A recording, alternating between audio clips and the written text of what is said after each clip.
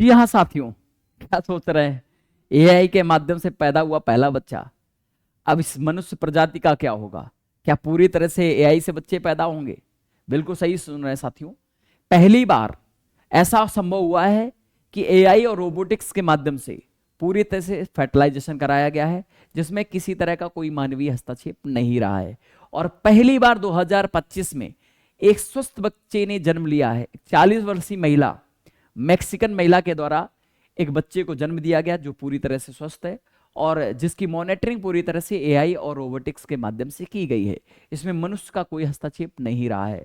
साथियों, अब आपके मस्तिष्क में ये प्रश्न उठेगा कि अगर एआई बच्चा पैदा करेगा तो हमारा क्या होगा, हम क्या करेंगे, इस मानव प्रजाति का क्या होगा?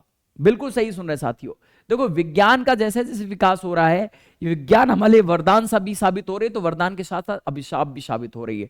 वरदान एक नजरिए से ऐसे है कि वो जो बच्चा पैदा नहीं कर सकते हैं, चाहे वो पुरुष हो या महिला हो, अगर उन्हें पिता की सुख की प्राप्ति करनी है या महिला को माता की सुख की प्राप्ति करनी है, तो बिल्कुल एआई और रोबोटिक्स के माध्यम से उन्हें एक बच्चा मिल जाएगा, एक बच्चा वो पैदा कर सकते हैं। और ये पूरी तरह से मानव रहित होने वाला है।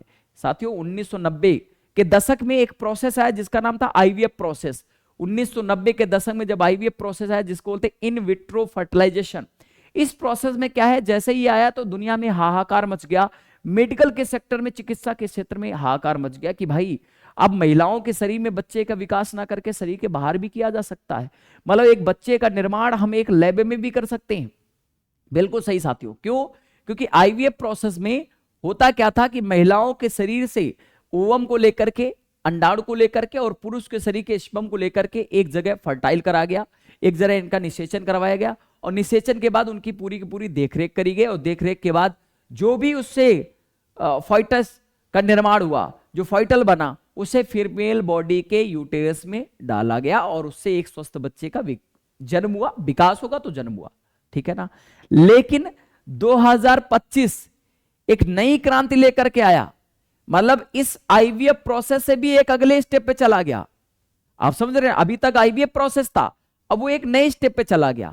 और वो नया स्टेप कैसा हुआ साथियों? पहले क्या होता था, एक प्रोसेस है जिसको बोलते हैं आईसीएसआई, इसको बोलते हैं इंट्रासाइटोप्लाज्मिक स्पर्म इंजेक्शन, जो कि एक पारंपरिक मैनुअल प्रक्रिया थी। और इस पारंपरिक मैनुअल प्रक्रिया के द्वारा क्या हुआ करता था कि स्पर्म को लेकर के अंडाणु में इंजेक्ट करवा दिया जाता था।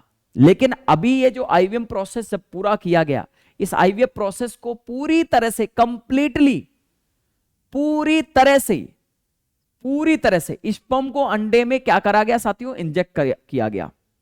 और इसमें इंजेक्ट करने के बाद जो भी इसमें पूरे के पूरे 23 प्रोसेस होते हैं ना, ये सारे के सारे प्रोसेस बिना किसी मानवीय हस्तक्षेप के हुए। मनुष्य का इसमें कोई हस्तक्षेप नहीं रहा। मतलब इसमें हस्तक्षेप जो रहा वो रोबोटिक्स और एआई के माध्यम से ये पूरा किया गया, सारे के सारे। अब ये प्रोसेस है क्या साथियों? इस प्रोसेस में सबसे मुख्य बात है, इसमें किसी तरह का मनुष्य का हस्तक्षेप नहीं है, मानवीय हस्तक्षेप नहीं है। ये पूरी तरह से रिमोट कंट्रोल होगा, रिमोट के माध्यम से सारा प्रोसेस पूरा हो जाएगा। मैं ये लिए खड़ा हूं और मैं इसके माध्यम से क्या कर रहा हूं, यहां मैंने क्या करा, इस रिमोट को दबाया और स्लाइड बदल दी। तो इसका मतलब आने वाले समय में बच्चा भी रोबोट के, मतलब मशीन के माध्यम से पैदा होगा और रिमोट कंट्रोल के माध्यम से पैदा होगा। मतलब आने वाले समय में ऐसा होगा कि अगर कोई बच्चा खेल रहा है और जाकर के आपने डांटा, ए इधर मत खेल, कैसे बदतमीजी कर रहा है यहाँ, क्या तेरे घर वाले माता पिता नहीं है क्या मशीन से पैदा हुआ है? तो सच में कहेगा बिल्कुल मेरे माता पिता मशीन है भाई, मैं मशीन से पैदा हुआ हूं। दूसरी चीज, एक सबसे बड़ी सफलता ये रही है कि इसने उन स्पर्म को सेलेक्ट किया जो सबसे हेल्दी थे, स्वस्थ स्पर्म को सेलेक्ट करके इसने क्या करा है, इस प्रोसेस को पूरा किया। मतलब आने वाले समय में अगर आपको न्यूटन चाहिए तो न्यूटन पैदा हो जाएंगे।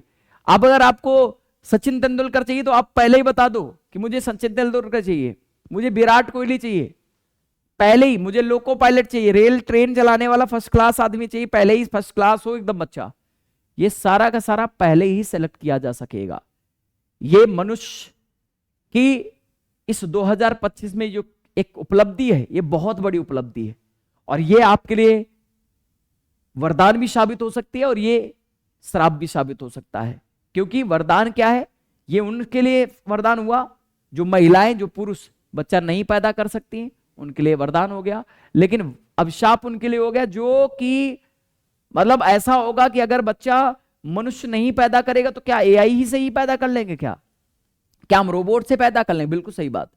पहले जब हम मूवियां देखते थे, टर्मिनेटर, हम मूवी देखा करते थे, टार्जन, तो कार चल रही है, कोई है ही नहीं, कार ने ढूंढ लिया मेरा शत्रु कौन है, मेरे मालिक को किसने मारा। इसका मतलब ऐसे आने वाले समय में हो गया कि मशीन खुद ढूंढ लेगी, और वो कार जो भी मशीन होगी वो ढूंढ लेगी कि भाई मेरा शत्रु कौन, मेरे मालिक का शत्रु कौन है, वो खुद ही उसको निपटा के चली आएगी। सैनिकों की कोई आवश्यकता ही नहीं होगी, सैनिक के रूप में रोबोट लगे होंगे, रोबोटिक्स होगा। तो ये तो भाई अभिशाप भी तो हो सकता है। मनुष्य की प्रजाति खत्म होने लगी, हम मशीनों से लड़ ही नहीं सकते हैं। मशीनें, हमें कोई कंप्यूटर का काम करना, मशीन को बैठा दिया, वो पूरे दिन रात कर रही है, थक ही नहीं रही है। ट्रेन चलाना है, रेल चलाना है, मशीन को बैठा दिया, थक ही नहीं रही है। हम थक जा रहे हैं, मनुष्य थक सकता है, मशीन थक नहीं रही है। हमें डॉक्टर किसी लैब में जाकर कोई प्रोसेस करवाना है, हम छोटे छोटे काम को नहीं कर सकते हैं, हम ऑपरेशन को सही से नहीं कर सकते हैं, ऑपरेशन में कभी मृत्यु हो जा रही, कुछ हो जा रही, भैया कुछ नहीं है, एआई रोबोटिक्स के माध्यम से सारा का सारा प्रोसेस होने लगेगा। तो ये तो भाई वरदान है, तो हमारे लिए अभिशाप भी सिद्ध हो सकता है। आप क्या सोचते हो?